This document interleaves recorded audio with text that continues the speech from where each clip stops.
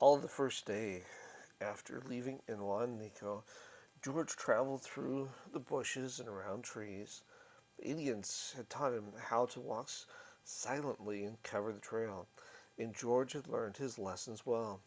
Now the Indians' training proved more valuable to him than they had ever guessed it would. He must leave no trail that even Indians could follow. He came across many birds and small animals he could have killed for food with his bow and arrows. But he knew that kindling a cook fire would be too dangerous. If the Indians should be following him, the fire could be seen a long way. So George contented himself with a piece of the venison, some dried corn that Inwa had also given him, and some sweet huckleberries he found growing wild. At last he crawled into a thicket to sleep for the night. As the first rays of sunlight began tinting the skies, George was again on his journey. When he first awoke, he noticed how close the trees grew in this part of the forest, and decided to try swinging from tree to tree. Not even the cleverest Indians could follow my trail in the treetops, he thought. By night time, his whole body ached from weariness, and he slept on an island in a small lake. George's muscles still ached when he started next morning, so he decided to walk rather than swing through the treetops. As he traveled, he thought of many things. What about Ma and Pa? Had White Rabbit's information been correct? Were they really alive? He tried to remember the cabin he had helped Pa build. There had been a smooth wooden table in that big fireplace. They ate from dishes and with spoons and forks. For special occasions, Ma even had some nice china dishes. He tried to do his thinking in English, but had a hard time. The English words were slow in coming. He had spoken nothing but an Indian language for 12 years. And what about the Indians? Had the braves started after him yet? What had Big Wolf done when he discovered his son was gone? Why, today was even the day that they had set for his wedding. What would Big Wolf let White Rabbit substitute for him? By noon, George found a thicket to hide in for rest.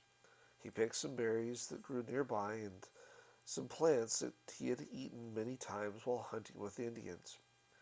Then, looking back the way he had come, he saw a moving form in the distance. Yes, the Indians were after him and not far behind. Without hesitation, George ran to a stream that he'd been following and dived in.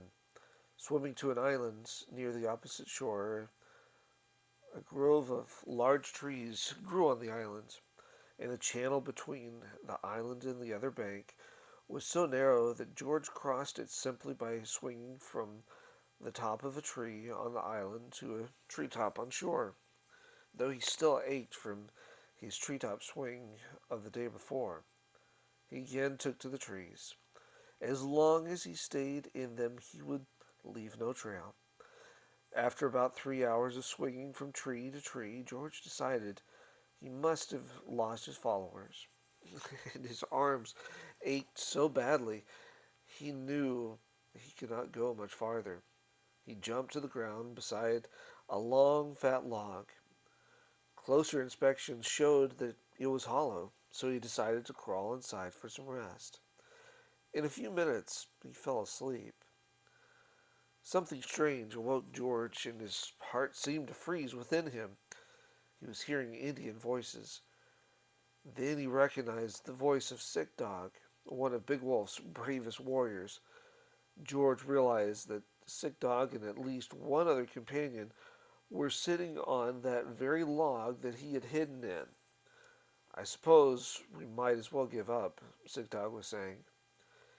We have seen no trace of him for hours and hours, and when we did, it was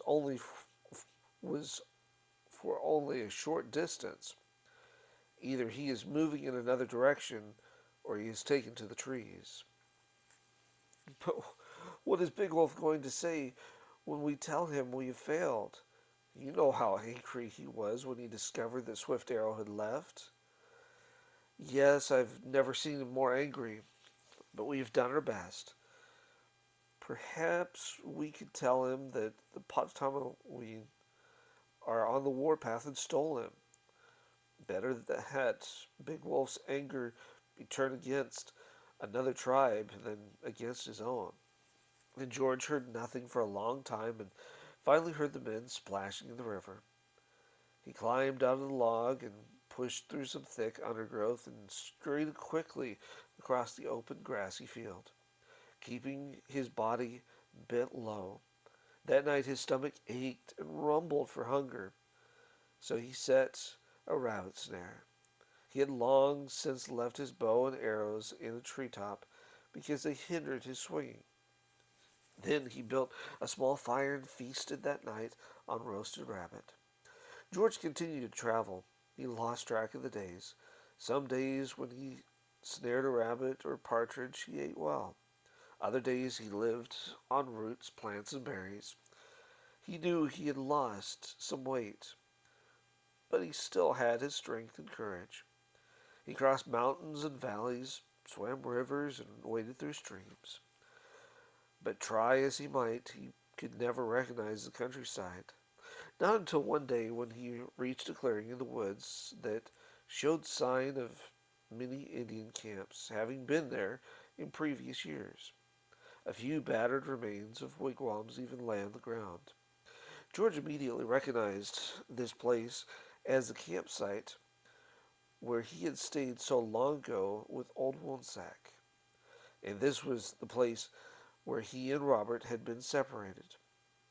When he remembered Robert's terrified screams, he could feel no regret for leaving the Indians. Now he only felt anxiety for his real parents. Would he reach the settlement only to find them dead or gone? Maybe the settlement wouldn't even be there any longer. Indians could have destroyed it during the 12 years he had been away. George traveled another 3 weeks, here and there recognizing campsites or groves of trees. Then the day came when he arrived on the west bank of the river. He looked for a place where the current didn't seem too strong and swam across. Now he knew he had almost come to the end of his journey, and he felt so eager to finish that he scarcely took time to sleep nights. The leaves of trees had already begun turning their fall colors when George finally stood at the top of the hill overlooking his valley. He knew this was his valley. The same hills that he remembered well surrounded it.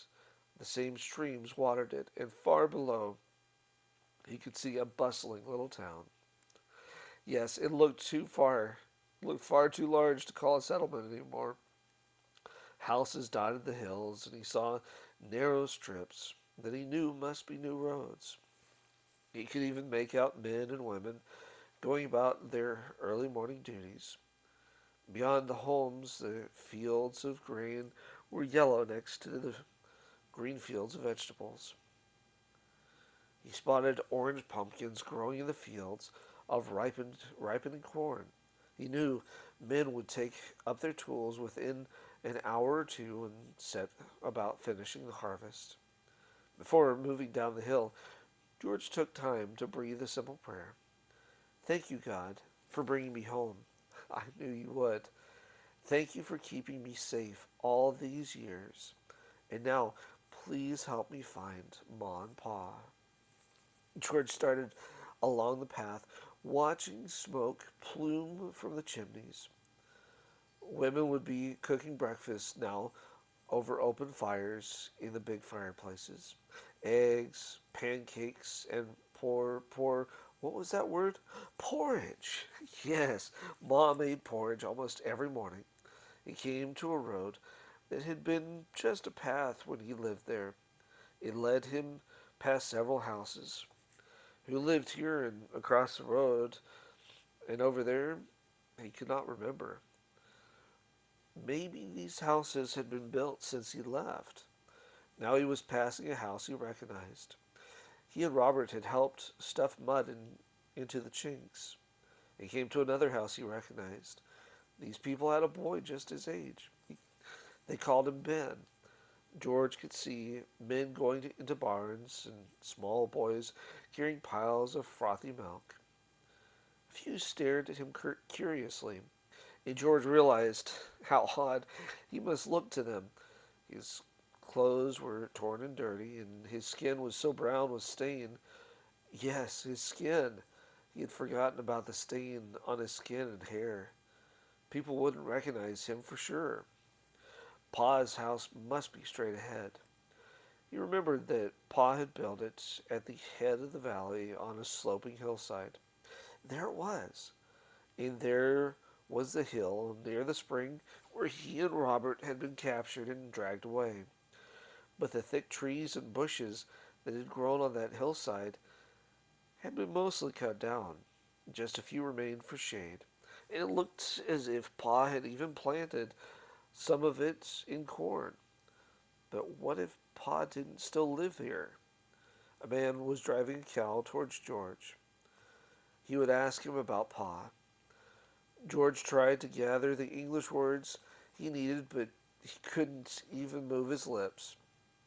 So much time had passed since he had talked to anybody, even in the Indian language, that his lips felt stiff. Now the man was staring at him passing. He must make himself say something. George cleared his throat. Uh, where is the cabin of Marcus Boylan? He heard himself ask. His voice sounded high and strained, but at least the words had come easier than he expected. The man pointed toward the house that George had been watching, just as he thought. This was the cabin he had lived in, and Pa did still live there. Now he ran toward the cabin.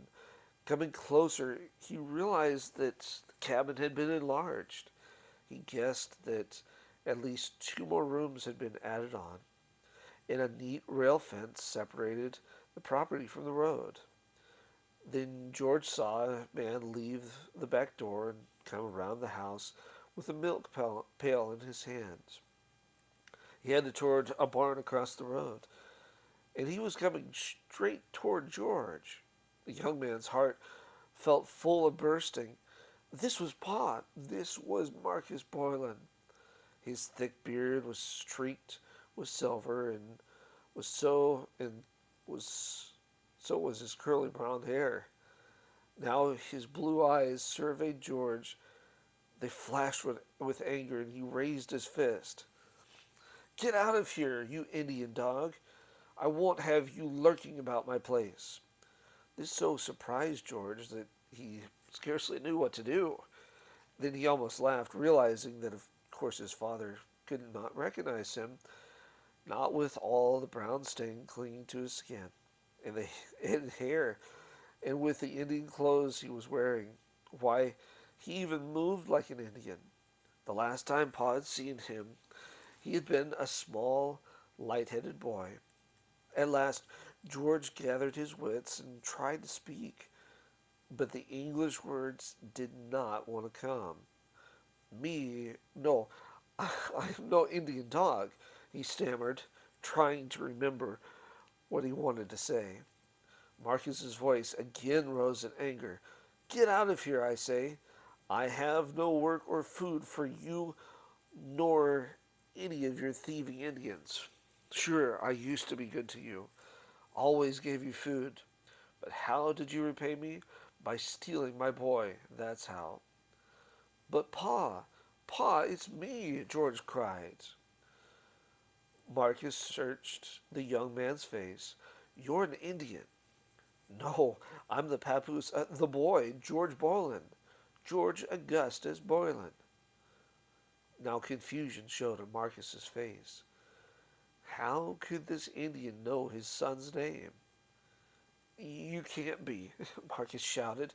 This is another Indian trick. My son did not have your kind of skin or hair. He had light hair. You are an Indian. Now get out of here. Just then a pretty white-haired woman appeared behind Marcus. George recognized her right away as Ma, only now she had little lines of worry drawn tightly across her face. Now, Marcus, stop your shouting, Prudence said. This boy may very well be a fine Indian. I keep telling you that not all Indians are bad. But, Prudence, this rascal claims he's our George. Can you beat that? Our George. Ma, please tell him, Ma, George said. I'm George. This is just a stain from berries on my skin. Now the color drained from Prudence's face. Of course, Marcus. He would be changed, you know. We remember him as a child, but it has been 12 years. I know the birthmark on his back and the scar on his head. They could not they could not be changed. George immediately bent his head low and parted his hair, revealing a long, jagged scar.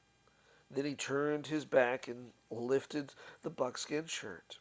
In the middle of his back, Prudence could see a dark brown birthmark as large as a shilling. He turned around and started to speak, but the words were cut off by his mother's loud cry. George, my boy, you have come back. She threw her arms around George, but the shock proved to be too much for her, and she fell back in a faint. George caught her in his strong arms and carried her to the house. Marcus followed and showed him to the new bedroom, where George laid his mother on a soft feather bed. Tears stood in Marcus's eyes, and seeing them, George let the tears fall from his own eyes too. Within just a few minutes, Prudence had regained some calmness. Marcus called in neighbors who had known George when he was a child. Then, about an hour, then after about an hour of asking questions about his many experiences, Prudence suddenly began to laugh. Oh, land's sakes! All of us sitting here making him answer so many questions when anyone can tell by looking that he's almost starved to death. What can I fix you to eat, son? In excitement, George had forgotten all about being hungry, but now he smiled gratefully at his mother. Well, eggs, flapjacks, bread, buttermilk, and some porridge. Prudence fixed breakfast for the whole happy crowd that had gathered in her front room, and it was several hours before the last of the guests had left. The only sad note of mourning had been when Mrs. Stewart asked about Robert. George had to tell her that the boy had been taken away from him long ago, and he had not seen Robert since. But Robert had gone for so many years that even Mrs. Stewart had lost hope of his returning. So the news had not been so upsetting as it might have been. Before too long, the stain disappeared from George's skin, and his hair returned to its normal rusty blonde color. The boiling cabin rang with laughter and happy voices. It seemed almost impossible to them that their family had been brought together. George spent his days helping Marcus and his evenings visiting with friends of the village. And by Thanksgiving he was spending many of those evenings at the Stewart home, visiting with Robert's sister Becky. She had grown to be a pretty girl with bright, laughing eyes and a friendly smile. Almost before he knew it, George had fallen in love with her. That Christmas, the first one George had celebrated since he was 8 years old, he and Becky were married. They needed no firewater to celebrate their happiness, but Prudence did make a huge fruit cake, and Mrs. Stewart prepared a large feast attended by most of the people of the town.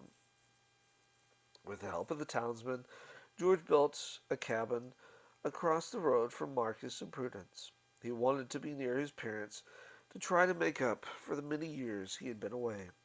and they managed to find excuses 2 or 3 times a day to visit with him and Becky.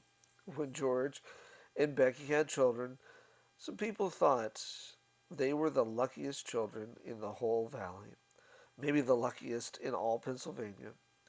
For George never ran out of Indian tales to tell and stories of his own adventures with Big Wolf, and he never seemed to grow tired of telling them.